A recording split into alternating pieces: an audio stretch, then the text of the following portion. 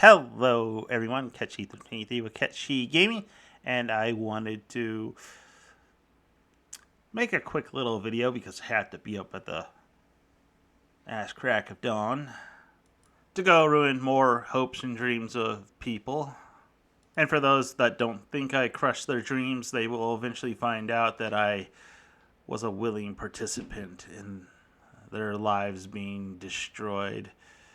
I'm speaking facetiously, but they're not going to have a pleasant time with what I set them up with. And they went into it willingly, trust me. But they're going to find out it's not nearly as pleasant as they would hope it would be. I'm talking about employment because I work for a branch of HR, recruiting in specifically, but that's enough details about that. So I guess everybody has heard the news that Doug Bowser is going to retire on the 31st of December. Now, personally, the date and time that the announcement came out, yeah, a bit of a surprise, but I'm not surprised it's happening. I predicted that he would be stepping down after the video I made where I basically said Doug Bowser put his foot in Nintendo's mouth with his comments about the Switch and the Switch 2. Poorly worded, poorly thought out. It definitely, I am fairly certain, hurt Nintendo sales. Now, I'm not going to pretend I know what's going on in the internals of Nintendo, and I'm not going to say the probably not so great sales they were hoping for affected it. Yes, the sales are good, but let's face it, a month after the Switch 2 came out, I was able to pick one up physically from my local Walmart, and I live out in the middle of nowhere, so yeah, it's probably doing pretty well, but it's probably not meeting their expectations, if I were to guess. And let's face it, I'm guessing that blame is landing squarely on good old Doug Bowser's shoulders. So like I said, not surprised that this is happening at all, that he is leaving.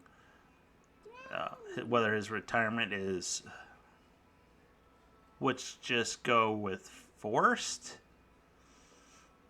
or it's very willing. I mean, the guy is kind of on the older side. Honestly, either way, doesn't surprise me in any shape or form that he is leaving so soon.